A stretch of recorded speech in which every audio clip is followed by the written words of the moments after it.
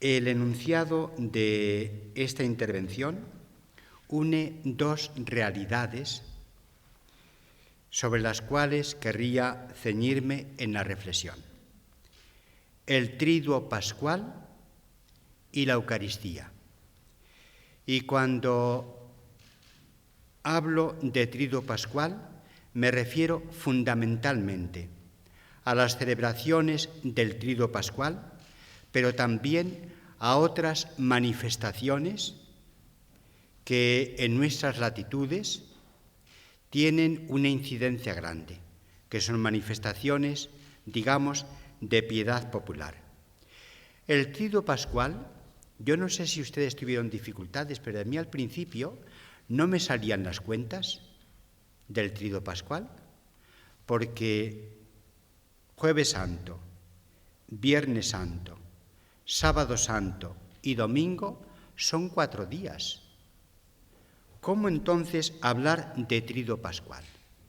Y efectivamente la liturgia habla de triduo pascual, por tanto de 3 días.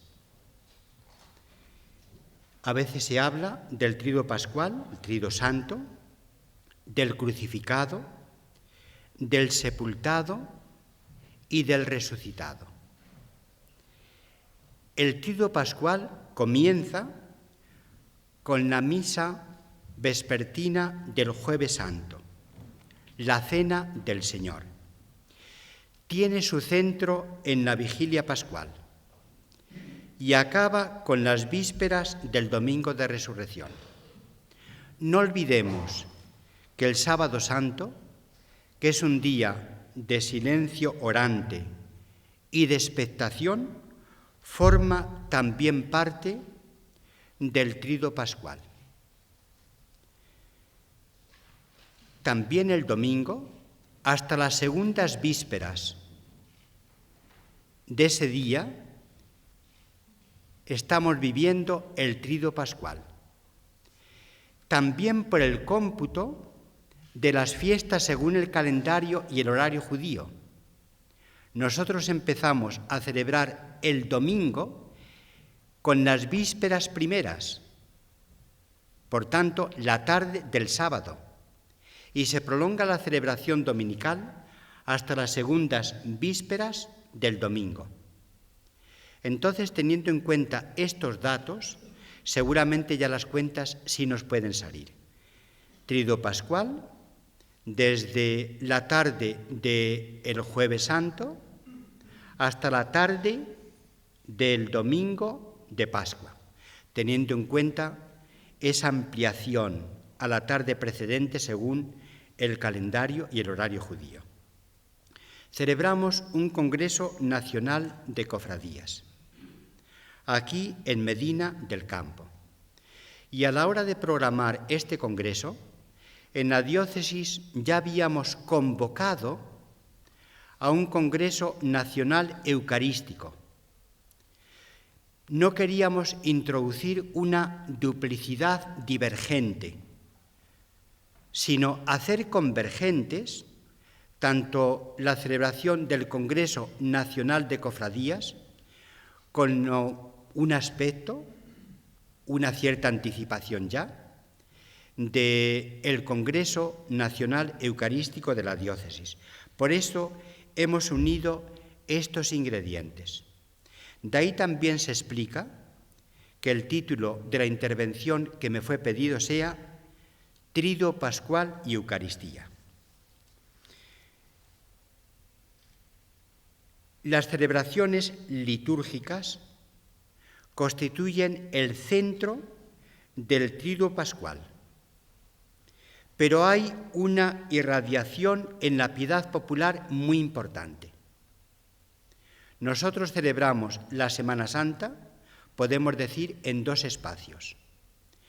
En el espacio de la celebración en los templos, en las iglesias, y también celebramos la Semana Santa en la calle y en las plazas. Cosa que, por ejemplo, en otras iglesias de otras latitudes así no acontece. Pero hay varios focos de una celebración riquísima, también fuera de los templos, en bastantes lugares de España. Entro en algunas reflexiones ahora ya, de carácter más constitutivo del tema. El cristianismo es una religión histórica. Hay otras religiones que no son históricas. Por ejemplo, si ustedes y vosotros os detenéis en cómo se desarrolla, cuáles son los contenidos por la historia de la religión griega y romana, inmediatamente advertimos que no se trata allí de religiones históricas, sino se suele decir de religiones naturales. El que se trate en el cristianismo de una religión histórica significa aproximadamente lo siguiente. Aproximadamente, voy a lo fundamental.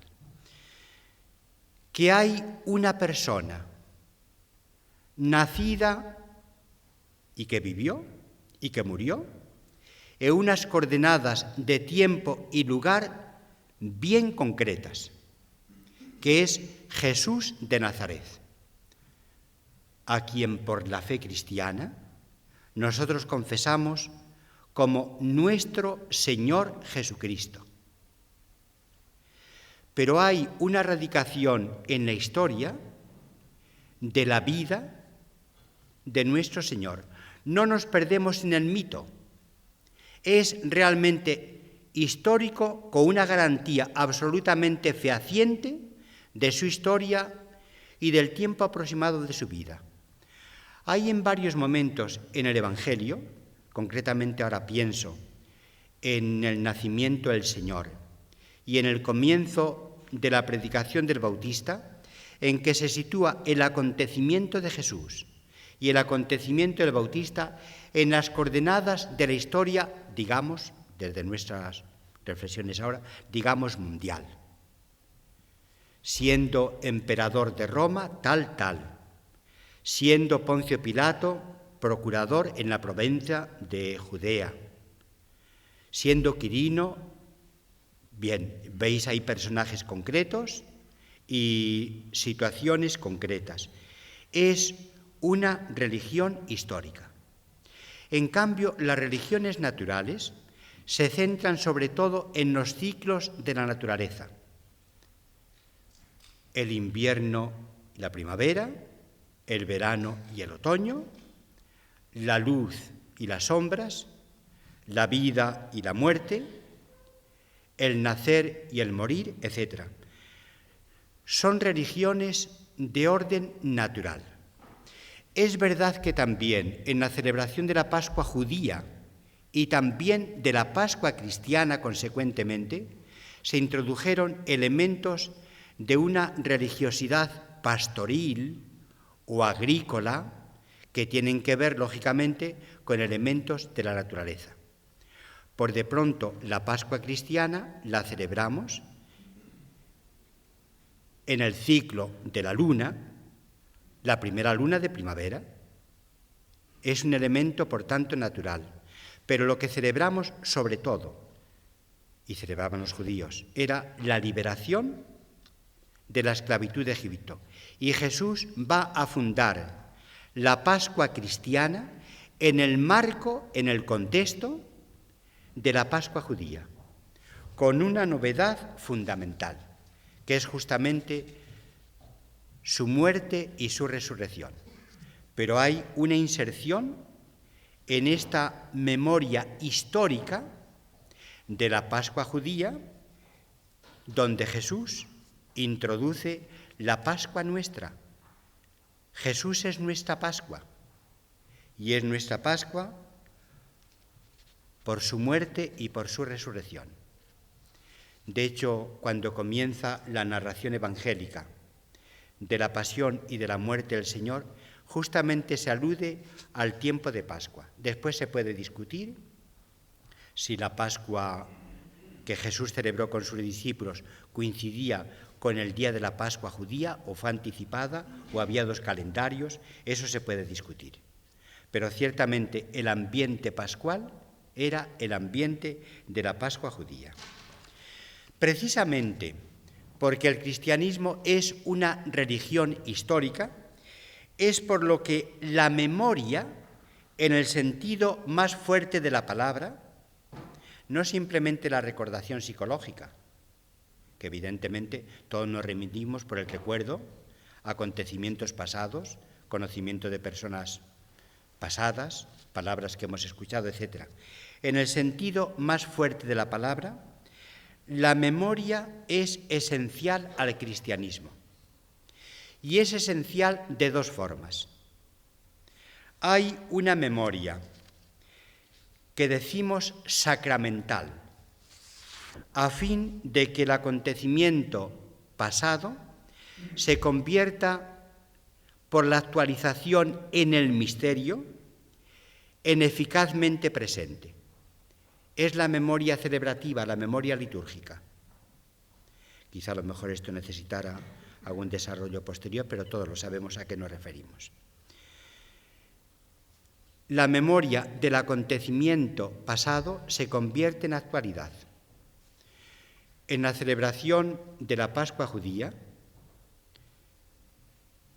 la familia o las familias que la celebran juntos recuerdan sobre todo a sus padres que fueron liberados de la esclavitud de Egipto. Y dicen entonces que todos nosotros tenemos que considerarnos también como liberados de la esclavitud de Egipto. Es decir, no son acontecimientos distantes que no nos pertenezcan y no nos afecten. No todo se terminó con aquella noche de la salida de Egipto.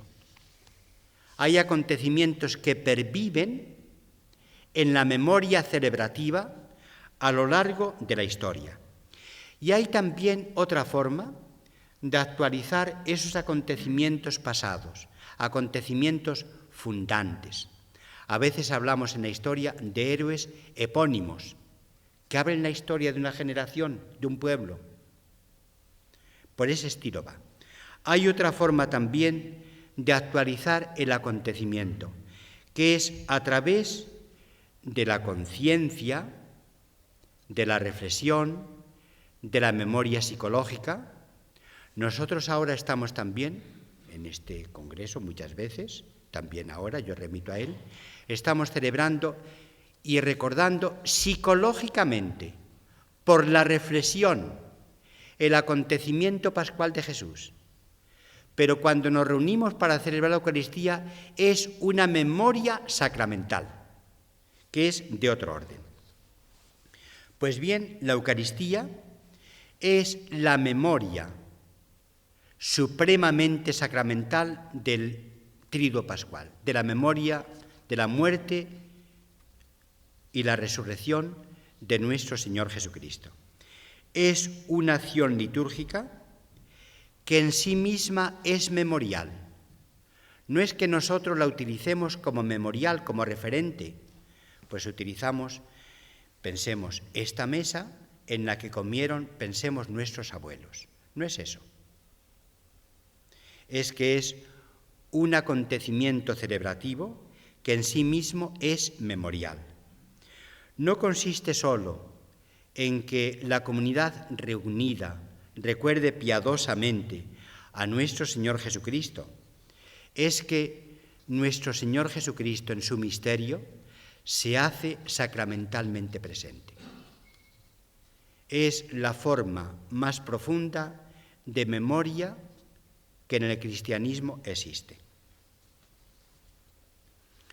Leo, por ejemplo, un texto que en la primera lectura del Jueves Santo, de la celebración del Jueves Santo, de la celebración en la Cena del Señor, se proclama, y es justamente, voy a leer un versículo, la terminación de la narración de la Pascua judía, de la institución de la Pascua judía, en el contexto de la liberación de Egipto.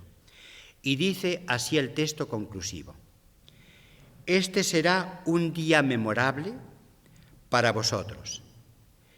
En él haréis fiesta en honor del Señor de generación en generación. Como una ley perpetua la celebraréis. Y Jesús introduce en la Pascua judía su propia Pascua personal. La celebración de la Pascua judía, hay rituales de ello. Ahora voy a aludir solo a un determinado punto. Es una oportunidad muy importante la celebración de la Pascua judía para que los padres hagan catequesis con sus hijos, que es muy importante para nosotros cristianos también. La catequesis familiar para la transmisión de la fe es importantísima. Rezar los padres con los hijos, comentándoles, por ejemplo, el Evangelio del domingo o un acontecimiento de la vida de la Iglesia, es muy importante. Pues bien, en esa cena pascual judía, 4 hijos van preguntando sucesivamente a su padre. El padre es el que da la catequesis fundamentalmente. Le van preguntando. Y entonces, en un momento determinado, un hijo, un poco, digamos, displicente y también con la crisis de la adolescencia, podamos decir, le pregunta: ¿y qué es eso que estáis celebrando vosotros? ¿Qué ritos son estos? ¿A qué viene esto? ¿Qué quiere decir esto para nosotros hoy? Y entonces el padre dice: te eximes de nuestra comunidad como si tú no fueras afectado por este acontecimiento. También por ti y por nosotros fueron liberados nuestros padres. La memoria litúrgica es muy importante en una religión de carácter histórico, porque evidentemente en una religión que estuviera fundamentalmente basada en los ciclos de la naturaleza, lo que ocurre es el eterno retorno, pero no hay memoria. Y el cristianismo nace de un acontecimiento, un hecho, que podemos decir primordial, que es la creación. Vamos caminando hacia la consumación escatológica, por decirlo con una palabrota, pero que todos entendemos, y en este transcurso va discurriendo nuestra vida entre la creación y la esperanza definitiva. Y esto es lo que celebramos nosotros en este contexto, con ese acontecimiento fundante que es la Pascua de nuestro Señor Jesucristo. Esto es lo que celebremos. En la cena litúrgica que venimos celebrando nosotros, la nuestra, la de cada día, es muy importante que advirtamos lo siguiente: hay una concatenación entre el mandato de memoria que Jesús nos dio y nosotros estamos obedeciendo.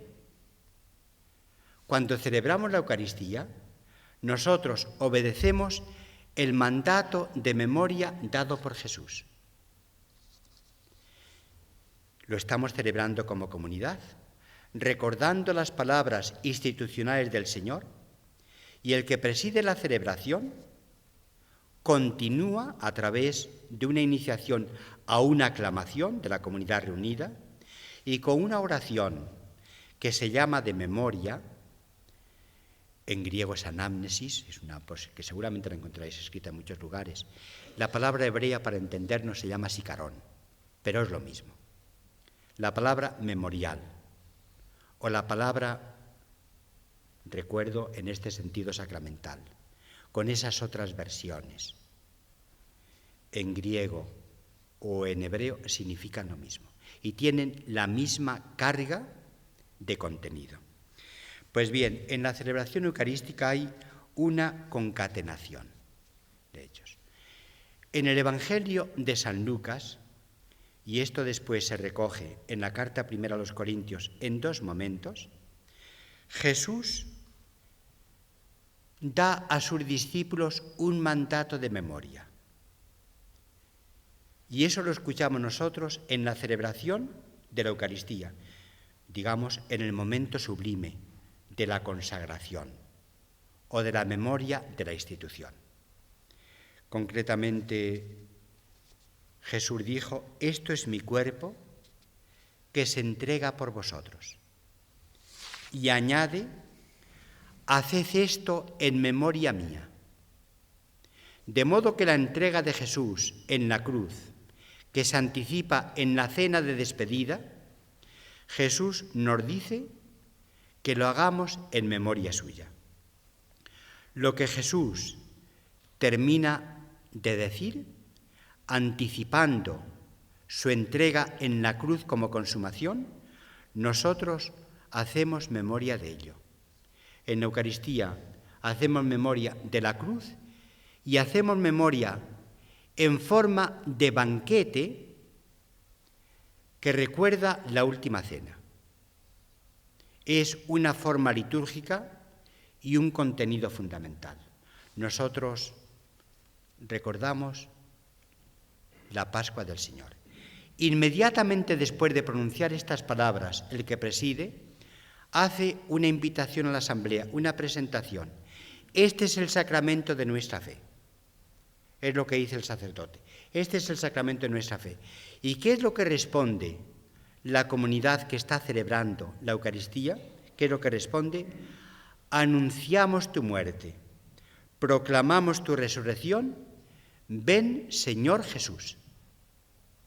Esta es la memoria celebrativa que la comunidad reunida, obedeciendo el mandato de Jesús, a través del presidente de la Asamblea, está teniendo lugar. Después viene una oración que es en el fondo retomar el mandato de memoria y la proclamación, la aclamación que la comunidad termina de hacer. Y la oración dice así, esa que rezamos los sacerdotes, que escuchamos todos, diariamente en la celebración. Por eso, Señor, nosotros tus siervos y todo tu pueblo santo, al celebrar este memorial de la pasión gloriosa de Jesucristo, tu Hijo, nuestro Señor, de su santa resurrección del lugar de los muertos y de su admirable ascensión a los cielos, te ofrecemos este sacrificio. Estamos haciendo memoria de lo que Jesús vivió, fue crucificado, fue sepultado, resucitó y vendrá, y hacemos esta memoria obedeciendo. Estas palabras que he leído están tomadas del famoso canon romano, que es la plegaria eucarística que durante siglos la Iglesia latina solo esta plegaria ha utilizado.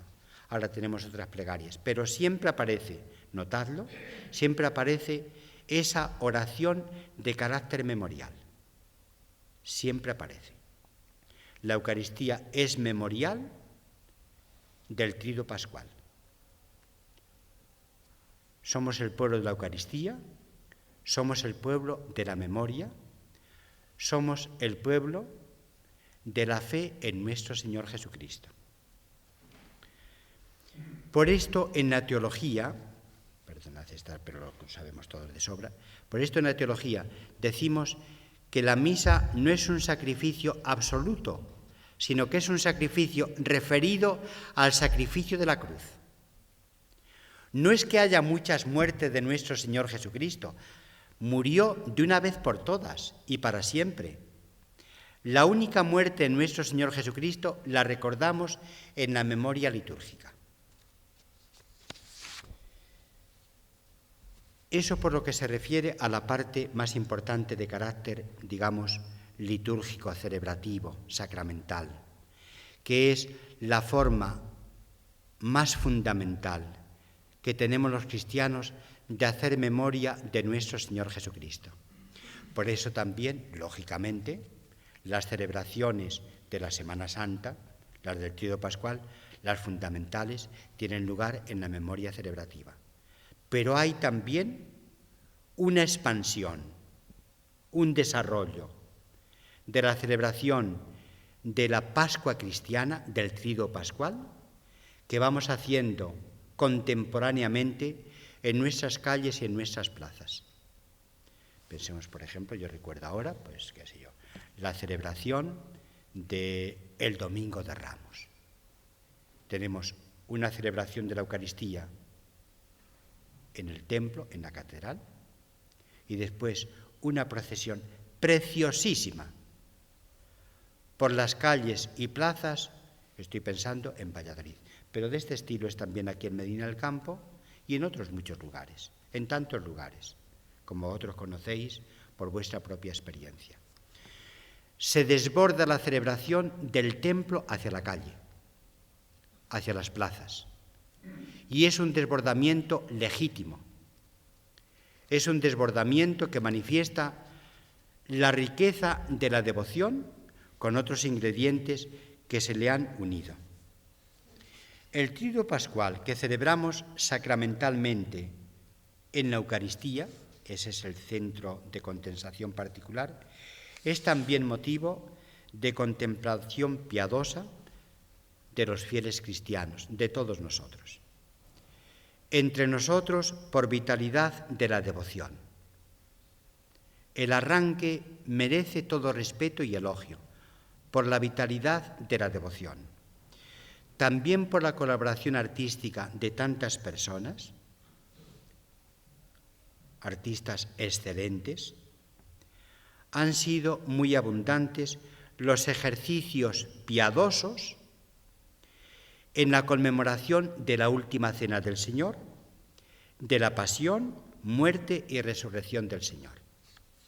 Por ejemplo, la adoración en el monumento, la visita a las 7 iglesias que yo recuerdo siendo muchacho en mi pueblo, allí no las podíamos hacer, pero después en otros sitios se podía hacer, se hacía la visita a las 7 iglesias entonces. Son elementos de la piedad popular que son legítimos.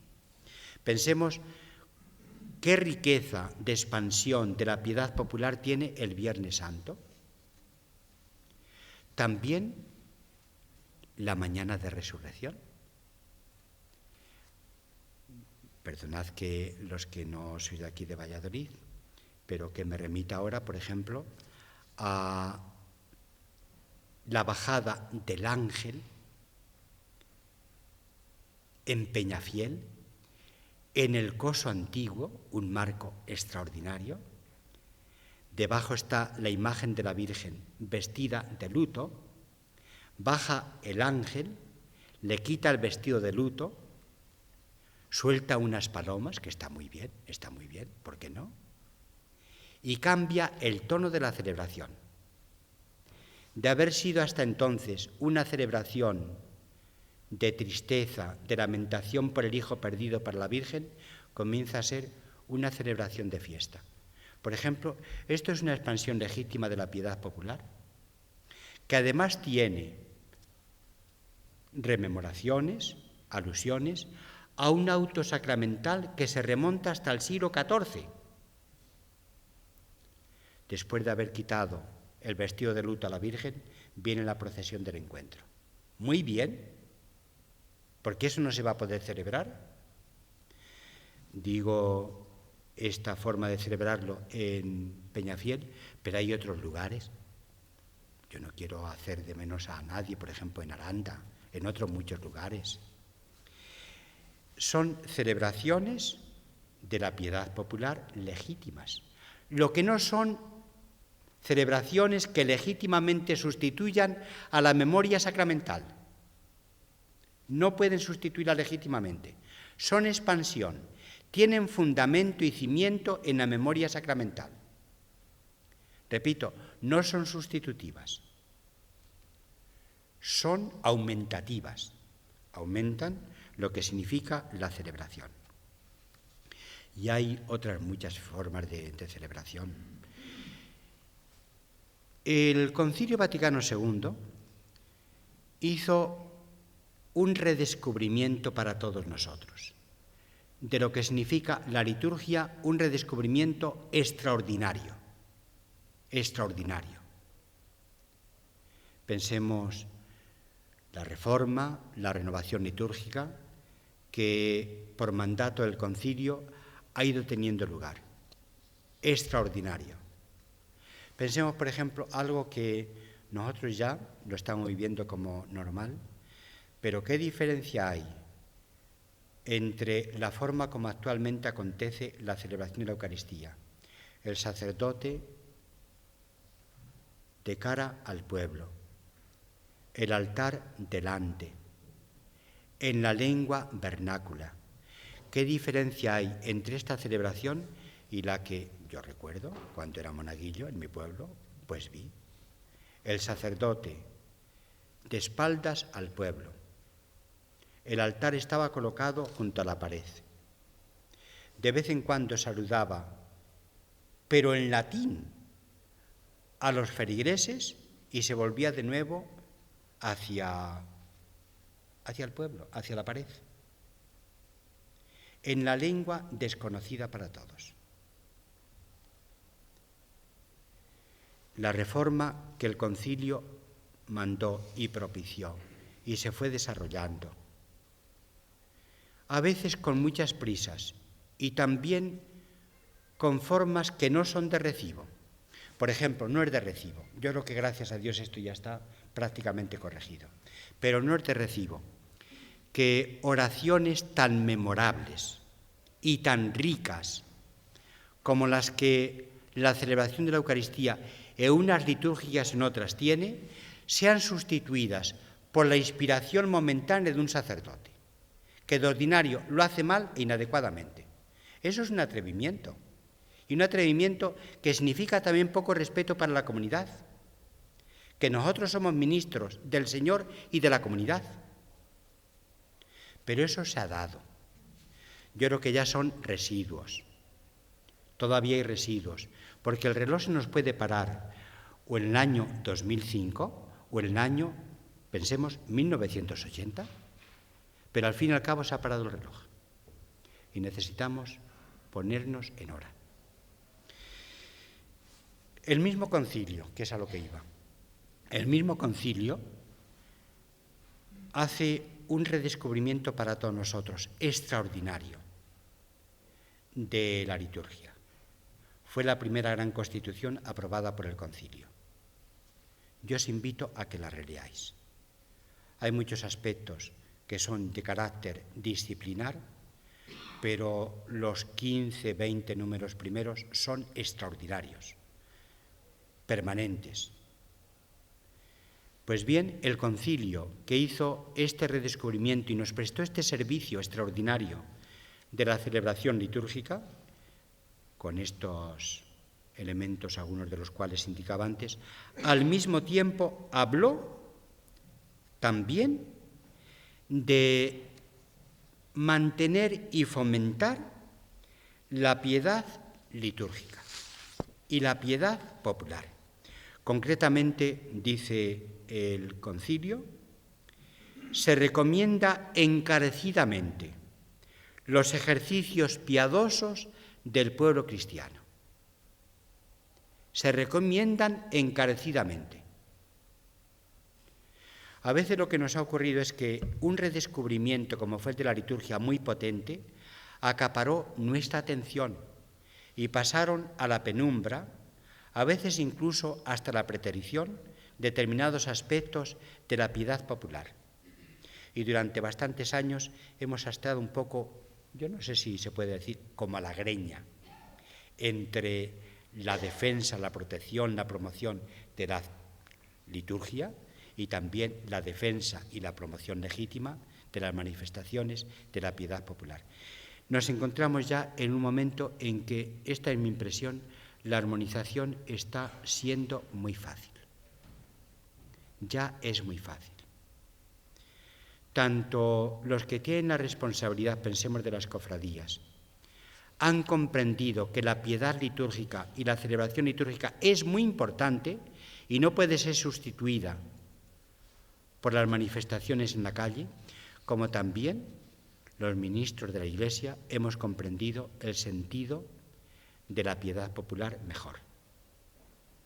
Entonces, el haber situado el concilio, la liturgia en su lugar, ha ayudado a resituar la piedad popular en su lugar. Son dos operaciones simultáneas, pero muy ricas. Situando la liturgia en su lugar, claro, se puede comprender con una celebración a veces tan distante de la comprensión de la gente en general, se puede comprender que hubiera pues una cierta incomodidad y como esperando dice, ahora va a venir lo bueno, porque hasta ahora era una especie como de preludio un poco enigmático. Pues no. Al situar el concilio la liturgia en su lugar, ha resituado la piedad popular también en su lugar. En torno a la pasión del Señor, yo en esto ya no voy a entrar y yo me callo cuando ya sea el momento. ¿Todavía falta? Sí. Bueno, entonces, hay diversos focos y acontecimientos en torno a los cuales se ha desarrollado particularmente la piedad popular. En torno al Viernes Santo, muchísimo. Eso lo sabemos todos. Y además con manifestaciones de idiosincrasia o más amplia o más pequeña, que tiene un interés antropológico muy importante. Pensemos, por ejemplo, Bercianos de Aliste. ¿Cómo no se va a recordar esto? ¿Y cómo no se va a tratar?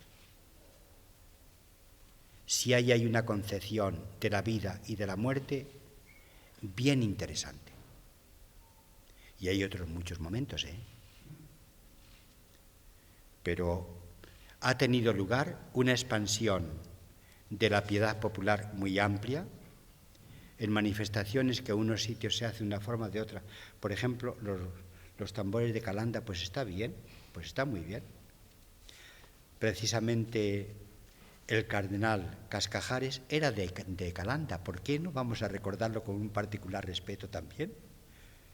Seguramente que los que están allí horas y horas dando al bombo, pues seguramente terminarán quizá con los dedos un poco malogrados, ¿no?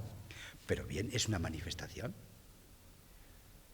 Es una manifestación que allí tienen, allí han venido cultivando de generación en generación.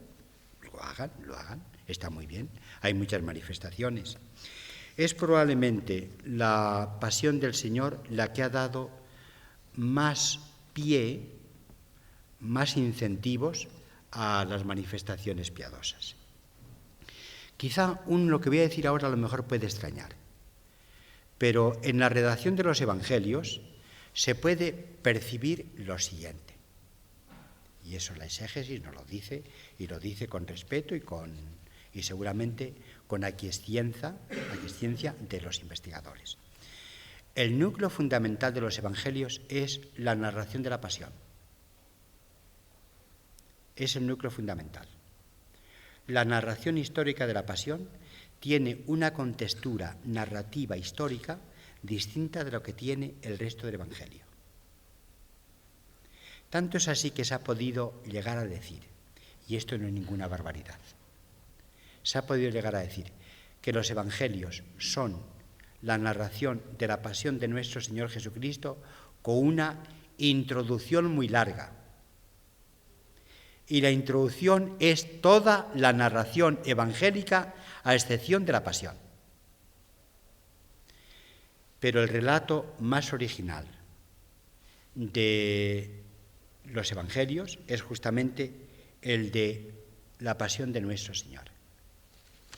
No se trata simplemente de narraciones que tienen un fundamento histórico claro, defendible ante la más exigente ciencia histórica.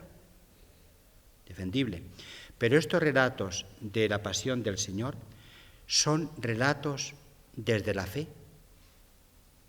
Y se puede ver por dos factores. Porque en muchos momentos los evangelistas aducen textos de los profetas del Antiguo Testamento para clarificar estos acontecimientos como cumplimiento de las promesas de Dios, y en otros lugares se ve claramente cómo la luz de la resurrección se ha proyectado también sobre la narración. Por ejemplo, San Juan repite varias veces, esto no lo entendieron los discípulos hasta que Jesucristo no resucitó entre los muertos. Son ciertamente relatos históricos, pero relatos escritos por creyentes y para creyentes. Tanto es así que nosotros, tanto el Viernes Santo como el Domingo de Ramos, al comenzar la lectura en la asamblea de la Pasión del Señor, decimos nada menos que lo siguiente: lectura o proclamación de la pasión de nuestro Señor Jesucristo. No es simplemente la narración del acta martirial de Jesús, es de nuestro Señor Jesucristo. Cuando decimos que Jesús es el Cristo o que es nuestro Señor, ahí nos estamos implicando con la fe. Decir que es el Cristo es decir que es el Mesías, el ungido por el Señor, prometido en el Antiguo Testamento. Y decir que es nuestro Señor quiere decir que para nosotros no es un Señor cualquiera. No es el Señor de Ansúrez, no.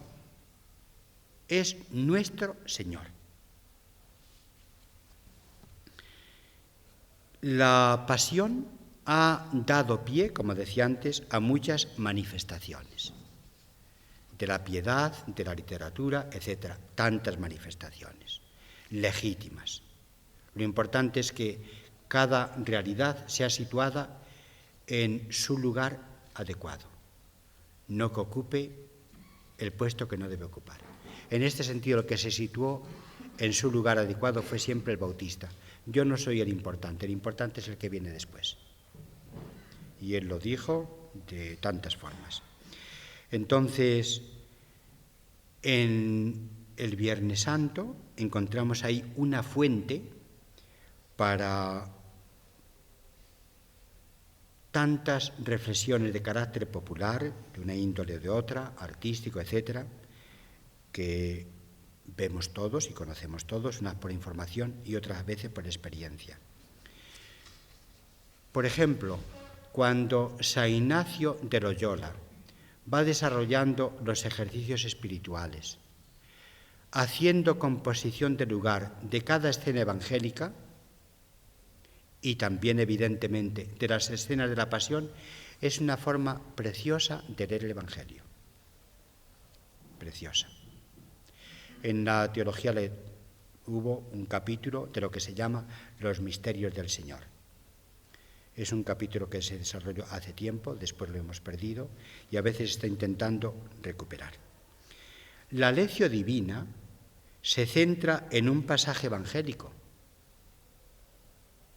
Vamos centrando nuestra atención a veces en una conversación, en un hecho con la localización concreta, en alguna palabra, etc. El Via Crucis, tanto tradicional como con las variantes últimamente introducidas, por ejemplo, la variante de la 15ª estación, la resurrección del Señor, pero son escenas de la pasión. Unas son escenas que encuentran su correlato en la narración evangélica y otras son escenas inspiradas por la piedad. Por ejemplo, si hay una escena en que Jesús se encuentra con las piadosas mujeres de Jerusalén, pero no hay una escena en que narre el encuentro de María con su hijo en la calle de la amargura.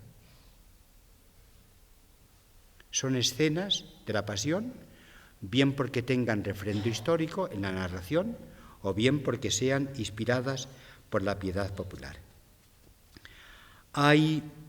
Pensemos, en nuestros retablos hay escenas evangélicas y personajes que van concretando la atención en servicio de la piedad cristiana, del Evangelio y de la pasión en este caso concreto.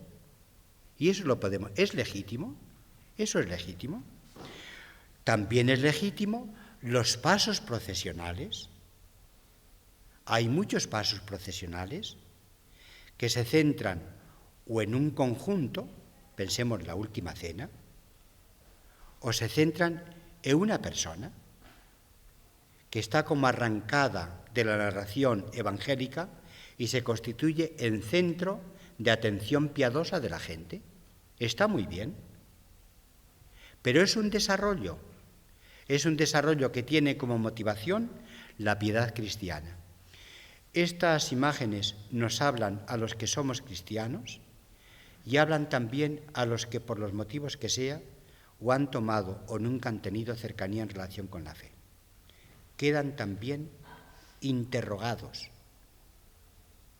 Hay imágenes que circulan en nuestras procesiones que nos interrogan si realmente vivimos con atención la vida y no vamos mariposeando por todas partes. Una procesión del Viernes Santo no simplemente se contempla como un paisaje del mar, o de la montaña o de donde sea. Es otra cosa. Cada paisaje, cada imagen es una especie como de puerta abierta a la totalidad. En este sentido no cabe decir, es que yo soy de la cofradía del Nazareno y a mí que ya no me hablan de más. Es que el Nazareno es una imagen preciosa de un momento concreto de la pasión del Señor que lógicamente tiene unos versículos que le preceden y unos versículos que le siguen. Por tanto, hay que ver esta localización y focalización de la atención, la tenemos que ver en un conjunto. En este sentido, permitidme que haga una alusión a la procesión general del Viernes Santo en Valladolid, es el desarrollo completo de la pasión del Señor, que comienza en la última cena y termina en el sepulcro y en la dolorosa. Es el desarrollo.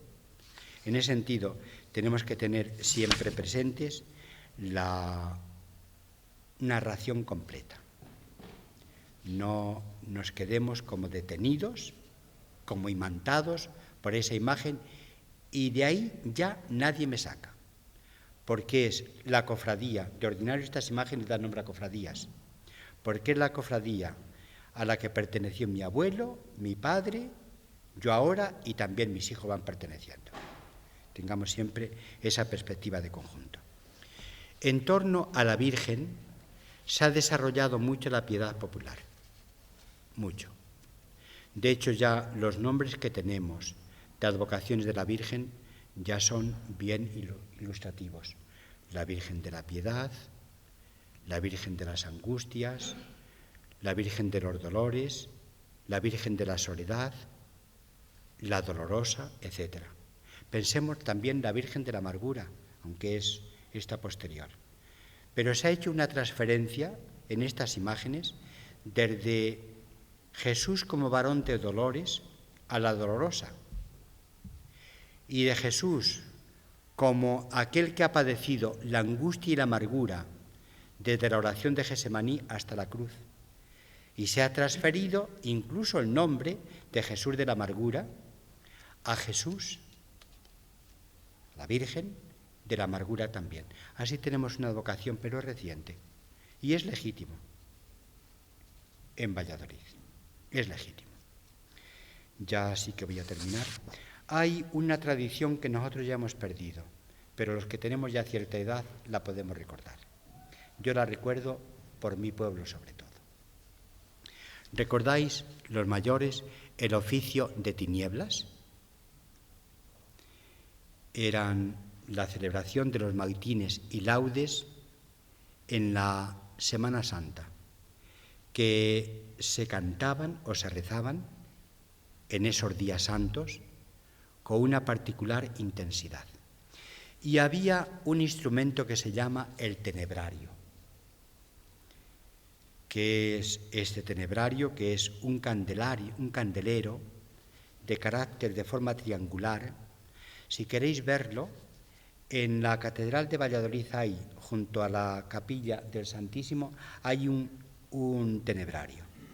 Entonces, en este tenebrario se encendían 15 velas, 14 por los salmos.